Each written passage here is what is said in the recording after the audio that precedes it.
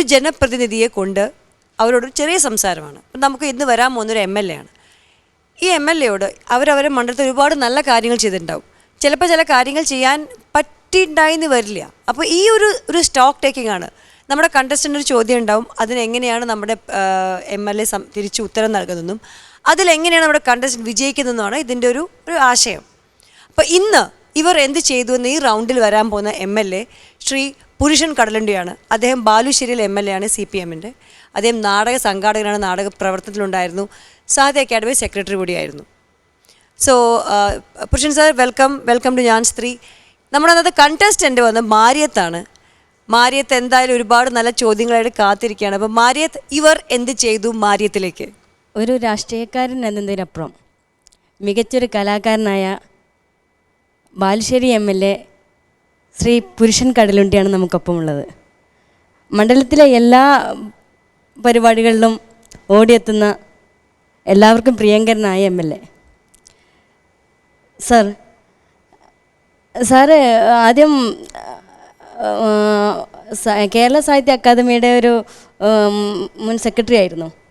ആ ഒരു സ്ഥാനം ഒഴിവാക്കി ജനങ്ങളുടെ പ്രതിനിധിയായി MLA സ്ഥാനത്തേക്ക് മത്സരിക്കാൻ നിന്നു.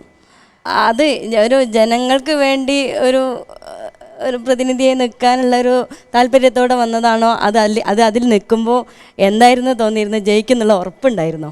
ജയിക്കുന്നുള്ള ഉറപ്പുണ്ടായിരുന്നു. കാരണം ജനങ്ങളുടെ സ്പന്ദനം അറിയുന്ന ഒരു സാംസ്കാരിക പ്രവർത്തകനാണ് ഞാൻ. അത് നാടകമായാലും സിനിമയായാലും ഇതുമൊക്കെ ബന്ധപ്പെടുമ്പോൾ സാധാരണ ജനങ്ങളുടെ പ്രയാസങ്ങളും അവരുടെ ജീവിതാനുഭവങ്ങളും പഠിക്കാൻ എനിക്ക് കഴിഞ്ഞിട്ടുണ്ട്. ആ അവസരത്തിലാണ് സാഹിത്യ അക്കാദമിയുടെ സെക്രട്ടറി എന്ന സ്ഥാനം എനിക്ക് കിട്ടുന്നത്. ഇന്ന് നമ്മളേറെ പ്രകീർത്തിക്കുന്ന മലയാളം സർവകലാശാല, അതിനുവേണ്ടി ആദ്യം മുന്നോട്ടിറങ്ങിയത് സാഹിത്യ അക്കാദമിയായിരുന്നു. സാഹിത്യ അക്കാദമി എന്ന് പറയുമ്പോൾ അന്നത്തെ സാംസ്കാരിക വകുപ്പ് MA ബേബിയുടെ മന്ത്രിയായിരുന്ന കാലത്ത് വളരെ ഗൗരവമായി ചർച്ച ചെയ്തതിൻ്റെ അടിസ്ഥാനത്തിലാണ് മലയാളത്തിന് ഒരു ശ്രേഷ്ഠ പദവി നമുക്ക് കിട്ടണമെന്നും മലയാള സർവകലാശാല വേണമെന്നും ഉള്ള ഒരു ധാരണ എത്തുന്നു. നിരവധി കാര്യങ്ങൾ നമ്മൾ ചെയ്തു. 2 വർഷം എന്നത് ഒരു MLA സംബന്ധിച്ചിടത്തോളം ഒരു ചെറിയ കാലമാണ്. ഈ ചുരുങ്ങിയ കാലത്തിൻ്റെ ഇടയിൽ സാറിൻ്റെ മണ്ഡലത്തിൽ എന്തെല്ലാം വികസനങ്ങൾ നടത്തിയിട്ടുണ്ട്? അതല്ലെങ്കിൽ MLA ഫണ്ട് ഉണ്ടാവുമല്ലോ, അത് ഏതൊക്കെ കാര്യത്തിലാണ്, ഏത് വികസനത്തിൻ്റെ കാര്യത്തിലാണ് സാറിൻ്റെ മണ്ഡലത്തിൽ ഉപയോഗപ്പെടുത്തിയിട്ടുള്ളത്? ബാലുശ്ശേരി മണ്ഡലം ഒരു കാർഷിക മേഖലയാണ്. വളരെ പാവപ്പെട്ട ജനങ്ങളാണ്, നല്ല വിദ്യാഭ്യാസ യോഗ്യതയുള്ളവരുമുണ്ട്. അപ്പോൾ സമഗ്രമായ ഒരു പഠനം നമ്മുടെ മണ്ഡലത്തെക്കുറിച്ച് നമുക്ക് ആവശ്യമായിരുന്നു. പക്ഷേ നേരത്തെ ഇതുപോലുള്ള കലകളുമായി സംസ്കാരം ഇതൊക്കെ ആയിട്ട് നാടകങ്ങളൊക്കെ ആയിട്ട് നടക്കുന്നതുകൊണ്ട് ആ പ്രദേശം എനിക്ക് അന്യമായിരുന്നില്ല. അതുകൊണ്ട് തന്നെ പ്രാഥമികമായി ജനങ്ങൾക്ക് വേണ്ടത് വെളിച്ചമാണ്. ഭക്ഷണം അവരുണ്ടാക്കുന്നുണ്ട്. പക്ഷേ അവിടെ ഏറ്റവും വലിയ ഭീഷണി ഉൽപ്പാദിപ്പിക്കുന്ന ഉൽപ്പന്നങ്ങൾക്ക് വില ഇടിഞ്ഞു എന്നുള്ളതും അവർ ഉപയോഗിക്കേണ്ട വളത്തിന് വില ഏറി എന്നുള്ളതും. അപ്പോൾ അതുകൊണ്ട് തന്നെ കാർഷിക മേഖലയിലാണ് കൂട്ടുകൃഷി സമ്പ്രദായം നടുവണ്ണൂരിൽ ആരംഭിക്കാൻ നമ്മൾ തീരുമാനിക്കും. ഒരു സമഗ്രമായ ഒരു പ്രോജക്റ്റ് തയ്യാറാക്കി എല്ലാ ഡിപ്പാർട്ട്മെൻറ്റുകളും സഹകരിക്കുന്ന തരത്തിൽ കൃഷി ഓഫീസർമാർ പ്രവർത്തിച്ചാൽ കാർഷിക മേഖല മെച്ചപ്പെടുത്താം എന്നുള്ളത് കൊണ്ടാണ് 2 പേജുള്ള ഒരു റിപ്പോർട്ട് ഞാൻ മന്ത്രിക്ക് കൊടുത്തു. അങ്ങനെ ഞങ്ങൾ 3 MLA-മാരുടെ റിപ്പോർട്ടുകൾ ഒന്നിച്ചിരുന്ന് ചർച്ച ചെയ്ത് അങ്ങനെയാണ് അതിന് നിറവ് എന്ന ഒരു പേര് കൊടുത്തു. ആ നിറവിൻ്റെ ഭാഗമായി ഇന്ന് സ്കൂളിലെ കുട്ടികൾ, പണ്ടൊക്കെ തണൽ മരങ്ങളായിരുന്നു, ഇന്ന് അതല്ല, ഫലവൃക്ഷങ്ങൾ, പച്ചക്കറികൾ, അതുപോലുള്ള കൃഷിയെല്ലാം ഇന്ന് വളരെ സമൃദ്ധമായിട്ടുണ്ട്. 2 കോടി രൂപ ഒരു മണ്ഡലത്തിന് ഇപ്പോൾ ചിലവായി കഴിഞ്ഞു. പിന്നെ സ്കൂൾ എന്നതിനേക്കാൾ അവിടെ സ്കൂളുകളിൽ തുടർ വിദ്യാഭ്യാസത്തിനായി കുട്ടികളെല്ലാം പുറം മറ്റു സ്ഥലങ്ങളിലേക്കാണ് പോകുന്നത്. അവിടെ ഒരു ഗവൺമെന്റ് കോളേജ് വരുമെന്ന് പറഞ്ഞിരുന്നു. അതിനെ കുറിച്ചുള്ള എന്തെങ്കിലും ഒരു പദ്ധതി തയ്യാറായിട്ടുണ്ടോ, അല്ലെങ്കിൽ അതിനുള്ള എന്തെങ്കിലും തുടക്കമായിട്ടുണ്ടോ? ഉപരിവിദ്യാഭ്യാസത്തിന് അവിടെ ഇടമില്ലായിരുന്നു. അവിടെ കേരളത്തിലെ തന്നെ ഏറ്റവും അധികം ട്യൂട്ടോറിയൽ കോളേജുകൾ നടന്ന സ്ഥലമാണ് ബാലുശ്ശേരി. അതുപോലെ 13 ഹയർ സെക്കൻഡറി സ്കൂളുകൾ, നല്ല സ്കൂളുകളാണ്, നല്ല റിസൾട്ടാണ്. പക്ഷേ കോളേജില്ല. കോളേജിന് വേണ്ടി ഞാൻ MLA ആയ ഉടനെ തന്നെ അതിന് സബ്മിഷൻ എന്ന് പറയും, അതിന്റെ പ്രവർത്തനം സബ്മിഷൻ നിർത്തി അതിപ്പോൾ കോളേജ് അനുവദിച്ചിട്ടുണ്ട്. അതിൻ്റെ മീറ്റിംഗ് ഇന്നലെ കഴിഞ്ഞു. അപ്പോൾ അതിനൊരു കമ്മിറ്റി ഉണ്ടാക്കിയിട്ടുണ്ട്. അപ്പോൾ കോളേജ് ഉണ്ടാക്കണമെങ്കിൽ നമ്മൾ സ്ഥലം കൊടുക്കണം. ആ സ്ഥലത്തിന് വേണ്ടി ഏർപ്പാട് ചെയ്തിട്ടുണ്ട്. അതിൻ്റെ കമ്മിറ്റി ഉടനെ ആർട്സ് ആൻഡ് സയൻസ് കോളേജ് ബാലുശ്ശേരിയിൽ സാക്ഷാത്കരിക്കും. മറ്റൊന്ന്, എൻ്റെ സ്കൂൾ എന്ന് പറഞ്ഞ് MLAയുടെ ഒരു പരിപാടിയുണ്ട്. എൻ്റെ സ്കൂൾ എന്ന് പറഞ്ഞാൽ സ്കൂളുകളിൽ നിന്നൊക്കെ ആളുകൾ വരും, മാഷുമാർ വരും, കുട്ടികൾ വരും. ഓരോ ഗ്രൂപ്പ് വന്നിട്ട് MLAയുടെ ഫണ്ട് വേണം, അപ്പോൾ ഞങ്ങൾക്ക് 2 കമ്പ്യൂട്ടർ വേണം, അല്ലെങ്കിൽ ഒരു ടോയ്ലറ്റ് വേണം. അപ്പോൾ ഞാൻ പറഞ്ഞാൽ തരില്ല. നിങ്ങൾ സ്കൂളിൻ്റെ സമഗ്രമായ വികസനത്തിന് വേണ്ട പ്രോഗ്രാം തയ്യാറാക്കി എൻ്റെ അടുത്ത് വരിക. അത് വലിയ ഫലം ചെയ്തു. എൻ്റെ സ്കൂൾ എന്നതിൽ ഒരു സ്കൂളിന് 75 ലക്ഷം, ഒരു സ്കൂളിന് 50 ലക്ഷം, ഒരു സ്കൂളിന് 40 ലക്ഷം, അങ്ങനെ നിരവധി 1,55,00,000 ഈ സ്കൂളിൻ്റെ നവീകരണ പ്രവർത്തനത്തിൽ. അത് മുഖ്യമന്ത്രിക്ക് തന്നെ വലിയ അതുപോലെ നമ്മുടെ വിദ്യാഭ്യാസ മന്ത്രിക്ക് വലിയ സന്തോഷമായ ഒരു കാര്യമാണ്. ഒന്നുകൂടി പറയാം.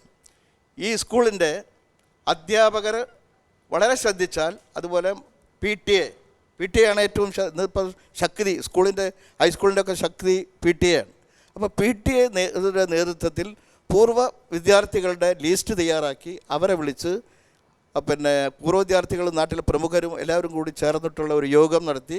ആ യോഗത്തിൽ വെച്ച് വലിയ ആർക്കിടെക്റ്റിനെ കൊണ്ട് അതിൻ്റെ പ്ലാൻ തയ്യാറാക്കി. സ്റ്റേഡിയം, അതുപോലെ കളിസ്ഥലം, അതുപോലെ നീന്തൽക്കുളം തുടങ്ങിയ വലിയ സൗകര്യങ്ങളോടുകൂടി നമ്മളെ ഗവൺമെൻറ് സ്കൂളുകൾ, ഹയർ സെക്കൻഡറി സ്കൂളുകളൊക്കെ മാറാൻ പോവുകയാണ് ബാലുശ്ശേരി. അതിന് ഒരു ഉദാഹരണം കൂടി പറയാം. നമ്മളെ ഒരു പൂർവ്വ വിദ്യാർത്ഥികളുടെ സംഗമം നടത്തിയപ്പോൾ വലിയൊരു കല്യാണത്തിൻ്റെ ആളുകളാണ്. അവർക്കന്ന് ഭക്ഷണം കൊടുത്തു. അതിൽ 4-5 പേർ എനിക്ക് തന്ന ചെക്ക് 50,000 രൂപ. അപ്പോൾ ആളുകൾ തരാത്തതുകൊണ്ടല്ല, നമ്മളുടെ ഇച്ഛാശക്തിയും നമ്മളെ പ്രവർത്തനവും ഉണ്ടെങ്കിൽ കാശ് സ്വരൂപിക്കാൻ ഒരു പ്രശ്നവുമില്ല. ആരോഗ്യ മേഖലയിൽ എന്താണ് പ്രവർത്തനം നടത്തിയിട്ടുള്ളത്? ബാലുശ്ശേരിയിൽ ഉണ്ടായിരുന്ന ഹെൽത്ത് സെൻറ്റർ അത് താലൂക്ക് ആശുപത്രിയാക്കി മാറ്റുമെന്ന് പറഞ്ഞിരുന്നു. അതിനുള്ള എന്തെങ്കിലും ഒരു പ്രവർത്തനം, അതിനുള്ള എന്തെങ്കിലും ഒരു ആ വാഗ്ദാനം പാലിക്കാൻ പ്രവർത്തനത്തിൽ അതിൻ്റെ എല്ലാ അർത്ഥത്തിലും അത് ഇങ്ങനെ ഇപ്പം കിട്ടും എന്ന് പറഞ്ഞ് നിൽക്കുന്ന സ്വഭാവത്തിലാണ്. കാരണം 100 പ്രസവം ഒരു കമ്മ്യൂണിറ്റി സെൻറ്ററിൽ 100 പ്രസവം നടക്കുക എന്ന് പറഞ്ഞാൽ ചില്ലറയില്ല. അതുവരെ നടന്നിരുന്നൊരു സെൻറ്ററാണ്. ഡോക്ടർമാരുടെ അഭാവം ഉണ്ടായിരുന്നു. അതാകെ ഒരു അലങ്കോലമായിരുന്നു. അവിടുത്തെ വാഹനങ്ങളൊന്നും ഓടാത്തൊരു സ്ഥിതി ഉണ്ടായിരുന്നു. പക്ഷേ ഇപ്പോഴൊക്കെ വളരെ ഗൗരവമായി നമ്മളവർ നിരന്തരം അവരുടെ യോഗം വിളിക്കുകയും അതിൽ ബ്ലോക്ക് പഞ്ചായത്ത് പ്രസിഡൻറ്റിൻ്റെ അവരെ ചുമതലയിലാണ്. അപ്പോൾ അതുകൊണ്ട് തന്നെ അത് താലൂക്ക് ആശുപത്രി ആക്കാനുള്ള എല്ലാ ഡോക്യുമെൻറ്റ്സും ചെയ്ത് അതിൻ്റെ പിറകെ പോയി പ്രിൻസിപ്പൽ സെക്രട്ടറി വരെ പോയി കണ്ടു. അതിപ്പോൾ റെഡി ആയിട്ടുണ്ട്. അതിൻ്റെ ഉത്തരവ് കിട്ടണം. പക്ഷേ ഈ ഉത്തരവ് കിട്ടാതിരിക്കാനുള്ള ശ്രമം പലതും നടത്തുന്നുണ്ട് എന്നാണ് എൻ്റെ കേൾവി. പക്ഷേ എന്നിരുന്നാലും അത് താലൂക്ക് ആശുപത്രിയാക്കി മാറ്റും എന്നുള്ളതിന് യാതൊരു തർക്കമില്ല. അതിന് 50 ലക്ഷം അതിൻ്റെ നവീകരണത്തിന് വേണ്ടി MLA ഫണ്ടിൽ നിന്ന് കൊടുത്തിട്ടുണ്ട്. അതുകൊണ്ട് തന്നെ പരിസരമാകെ, കാരണം ഒരു അശാസ്ത്രീയമായ ചില സമീപനങ്ങൾ നമ്മുടെ മണ്ഡലങ്ങളിലുണ്ട്. എന്നാൽ MLA ഫണ്ട് കൊടുത്താൽ 10 ലക്ഷം കൊടുത്താൽ നമ്മൾ രക്ഷപ്പെട്ടു എന്നുള്ളൊരു ധാരണ സാധാരണ ഉണ്ടാകാറുണ്ട്. അതല്ല, സ്കൂളിന് ആദ്യം പോവുക ടോയ്ലറ്റിലാണ്. നമ്മളെ വിദ്യാർത്ഥിനികൾക്ക് അവരറിയാതെ ഡോക്ടർമാർക്ക് പോലും കണ്ടുപിടിക്കാൻ പറ്റാത്ത രോഗങ്ങൾ ഉണ്ടാകുന്നത് ഇത്തരം ടോയ്ലറ്റുകളിൽ പോകുന്നത് കൊണ്ടാണ്. അപ്പോൾ അതുകൊണ്ട് ടോയ്ലറ്റുകൾ നവീകരിക്കുക എന്നുള്ളത് വളരെ പ്രധാനമാണ്. അത് ചെയ്തുകൊണ്ടിരിക്കുകയാണ്. അവിടെ ഒരു കൈത്തറി വ്യവസായം ഉണ്ടായിരുന്നു, അവിടെ പൂട്ടിക്കിടക്കുന്നത്, കുന്നത്തറ ടെക്സ്റ്റൈൽസ് എന്ന് പറഞ്ഞത്. അത് തുറന്ന് പ്രവർത്തിച്ചിട്ടുണ്ടെങ്കിൽ ഒരുപാട് പേർക്ക് തൊഴിലുണ്ടാവുന്ന ഒരു സാഹചര്യമാണ് അത് ഇല്ലാതായി കിടക്കുന്നത്. കുന്നത്തറ ടെക്സ്റ്റൈൽസ് തുറന്ന് പ്രവർത്തിക്കാൻ മന്ത്രിയെ നേരിട്ട് കണ്ടു പറഞ്ഞു, സബ്മിഷൻ കൊണ്ടുവന്നു, പ്രദേശം സന്ദർശിച്ചു. അപ്പോൾ മന്ത്രി എനിക്ക് ഓഫർ തന്നു, അത് അതിവിദൂര ഭാവിയിൽ തുറക്കും. പക്ഷെ തുറക്കും എന്ന് പറഞ്ഞെങ്കിലും നമുക്കതിൻ്റെ ചില ബാധ്യതകളുണ്ട്. അപ്പം ബാധ്യതകൾ എന്ന് പറഞ്ഞാൽ അവിടെ പിരിഞ്ഞു പോയ തൊഴിലാളികളുണ്ട്, അതിൽ പലരും മരിച്ചുപോയി. അപ്പോൾ അതുകൊണ്ട് അവിടുത്തെ കാര്യങ്ങളുണ്ട്. അപ്പോൾ അതിൻ്റെ ഒക്കെ ഞാൻ ഓരോ കാര്യത്തിലും ബന്ധപ്പെട്ടിരുന്നു. അതിൻ്റെ ഒരു സ്റ്റേറ്റ്മെൻറ്റൊക്കെ തയ്യാറാക്കി അതിനൊരു കമ്മിറ്റി ഉണ്ടാക്കി. ആ കമ്മിറ്റി ആ സ്റ്റേറ്റ്മെൻറ്റ് കൊടുത്തിട്ടുണ്ട്. അപ്പോൾ ഗവൺമെൻറ്റിന് പിന്നീടുള്ളത് എന്താണെന്ന് പറഞ്ഞാൽ അത് വിപുലീകരിക്കാനാണെങ്കിൽ അതിൻ്റെ കുറച്ച് അപ്പുറത്തേക്കുള്ള സ്ഥലവും കിട്ടാനുള്ള സാധ്യതയുണ്ട്. അപ്പോൾ അതുകൊണ്ട് അതിവിദൂര ഭാവിയിൽ, കാരണം ഒന്ന് കയറ്റുമതിക്ക് ഉള്ള തുണികൾ അവിടെ അപ്പോഴും ബാക്കിയുണ്ട്. അത് വിറ്റിട്ടെങ്കിലും നമുക്കത് പിന്നെ എന്നൊക്കെ പറഞ്ഞു. പക്ഷേ ഒരു അലംഭാവം ഏതോ ഭാഗത്തു നിന്നുണ്ടായിട്ടുണ്ട്. ആ അലംഭാവം മാറ്റണം. അത് വളരെയധികം മെച്ചപ്പെട്ട ഒരു നല്ല ഭയങ്കര സ്ട്രോങ് ബിൽഡിങ്ങാണ്, നല്ല സ്ഥലം, റോഡ് സൗകര്യം എല്ലാം ഉണ്ട്. അത് തുറപ്പിക്കാനുള്ള ശ്രമം ഞാൻ നടത്തും എന്നുള്ളത് ഇനി അതിന് പിന്തിരിയുന്ന പ്രശ്നമില്ല. പക്ഷേ ഞാൻ ടി വിയുടെ മുന്നേ പോയി പലപ്പോഴും ഒരു സമരത്തിന് നിന്ന് അതിൻ്റെ അഭിപ്രായം പറയാറില്ല. കാരണം നമ്മുടെ വ്യവസായ വകുപ്പ് മന്ത്രി പരസ്യമായി പ്രഖ്യാപിച്ചതാണ് അത് തുറക്കും എന്ന്. അപ്പോൾ ആ വിശ്വാസത്തിൻ്റെ പേരിലാണ് ഒരു സമരമുഖത്തേക്ക് പോകാത്തത്. കക്കയം ടൂറിസ്റ്റ് കേന്ദ്രമാക്കുമെന്ന് പറഞ്ഞിരുന്നല്ലോ, അതിൻ്റെ ഇപ്പോൾ മന്ദഗതിയിലാണ്. എന്താണ് ഇനി അതിൻ്റെ ഒരു അവസാന ഘട്ടം എന്താണ്? മുഖ്യമന്ത്രി ഉദ്ഘാടനം ചെയ്തതാണ് കക്കയം എക്കോ ടൂറിസം. ആർഭാടമായി വലിയ ആഘോഷമായി ഞങ്ങൾ നടത്തിയതാണ്. ഇത്രയും ഒരു കൊല്ലം കഴിഞ്ഞു അതിൻ്റെ പ്ലാനൊക്കെ തയ്യാറാക്കിയതാണ്. പക്ഷേ അതിൻ്റെ മാസ്റ്റർ പ്ലാൻ തയ്യാറാക്കാൻ അതിൻ്റെ ഇറിഗേഷൻ ഡിപ്പാർട്ട്മെൻറ്റാണ് ചുമതലപ്പെടുത്തിയത്. അതിൻ്റെ വർക്ക് നടക്കും എന്നാണ് പറയുന്നത്. ഉടനെ നടക്കും. മാരിയത്ത് സാറിനെ കഷ്ടപ്പെടുത്തിയോ? ഇല്ല, ഇനിയും ചോദിക്കണോ? സമയപരിമിതി കൊണ്ട് ഞാൻ അവസാനമായിട്ട് ചോദിക്കട്ടെ. സാറ് പ്രകടന പത്രികയിൽ പറഞ്ഞതൊക്കെ ആ മണ്ഡലത്തിന് വേണ്ടി ചെയ്തു എന്ന് തോന്നുന്നുണ്ടോ, അല്ലെങ്കിൽ അതിന് ഇനി ചെയ്യാൻ എന്താണ് ബാക്കിയുള്ളത്? സ്കൂളിലെ കുട്ടികൾ, അത് ഞാൻ പറഞ്ഞത്, പെൺകുട്ടികളെ കണ്ടപ്പോൾ പറയാം, പെൺകുട്ടികളാണ് അവിടെ അധികം തുള്ളത്. ഞാൻ ഹയർ സെക്കൻഡറി സ്കൂളിൽ പോയപ്പോൾ കുട്ടികളോട് പറഞ്ഞു, ഇവരൊക്കെ സംസാരിക്കുകയാണെങ്കിൽ നിങ്ങളൊരു സേഫ്റ്റി പിൻ കരുതണം എന്ന് പറയും. പണ്ട് ഞാൻ പറഞ്ഞു, ഞാനത് പറയില്ല. നിങ്ങളെ ലൈബ്രറി ഉദ്ഘാടനം ചെയ്തു, നിങ്ങൾക്ക് നിങ്ങളെ വീട്ടിൽ നിന്ന് പുറപ്പെട്ട് സ്കൂളിലെത്തി സ്കൂളിൽ നിന്ന് തിരിച്ചു പോകുന്നത് വരെ എന്തൊക്കെ സംഭവിക്കുന്നു, ഓരോ നോട്ടവും, അതാണ് ഇപ്പം അനുഭവിച്ചുകൊണ്ടിരിക്കുന്നത്. ഓരോ നോട്ടവും ഓരോ ആശ്ലേഷവും ഓരോ തലോടലുമൊക്കെ വ്യത്യസ്ത അർത്ഥങ്ങളാണ്. അതുകൊണ്ട് അതൊക്കെ വീട്ടിലോ അധ്യാപകരായിട്ടോ സുഹൃത്തുക്കളായിട്ടോ സംസാരിക്കണം. അപ്പോൾ അതുകൊണ്ട് നിങ്ങൾക്ക് ഞാനൊരു ബസ് തരുന്നു. കുട്ടികൾക്ക് 12 ലക്ഷത്തിൻ്റെ ബസ്, പെൺകുട്ടികൾക്ക് മാത്രം സഞ്ചരിക്കാം. പിന്നെ എനിക്ക് പ്രാവർത്തികമാക്കേണ്ടത് അവിടെ ഒരു അനുഷ്ഠാന കലകളുടെ ഒരു കേന്ദ്രം. പിന്നെ NN കക്കാടിൻ്റെയും പറഞ്ഞിട്ടുണ്ട്, അത് എത്രയും പെട്ടെന്നാവും. അത് ഗവൺമെൻറ് ചെയ്തില്ലെങ്കിൽ MLA ഫണ്ടിൽ നിന്ന് അത് ചെയ്യും. Okay sir, okay, thank you. ഞാൻ നേരെ ജഡ്ജസിന് വേണ്ടിയാണ്. ഈ ഒരു സെഗ്മെൻ്റ് എന്ന് പറഞ്ഞാൽ വളരെ നല്ല സെഗ്മെൻ്റാണ്, നമ്മുടെ പുതിയ സെഗ്മെൻ്റാണ്. പക്ഷെ മാര്യത്തിന് പുരുഷനോട് കുറച്ചുകൂടി നല്ല നല്ല ചോദ്യങ്ങൾ ചോദിക്കാമായിരുന്നു എനിക്ക് തോന്നി. ഞാൻ ചോദിക്കുക ചോദ്യം എന്താ വെച്ചാൽ, ഇലക്ഷൻ പ്രചരണത്തിന് വേണ്ടി എല്ലാ വോട്ടർമാരെയും എല്ലാ വ്യക്തികളെയും സമീപിച്ച് വോട്ട് ചോദിച്ചു കഴിഞ്ഞ് വോട്ട് കിട്ടി നമ്മൾ ജയിച്ചു കഴിഞ്ഞാൽ പിന്നീട് മണ്ഡലത്തിൽ പോയി നമ്മൾ എല്ലാവരെയും വീണ്ടും കാണാൻ ശ്രമിച്ചിട്ട് അവരുടെ പരാതികൾ അല്ലെങ്കിൽ പരാധീനതകൾ നമ്മൾ മനസ്സിലാക്കാൻ ശ്രമിക്കാറുണ്ടോ എന്ന് ഞാൻ ചോദിക്കുകയാണ്.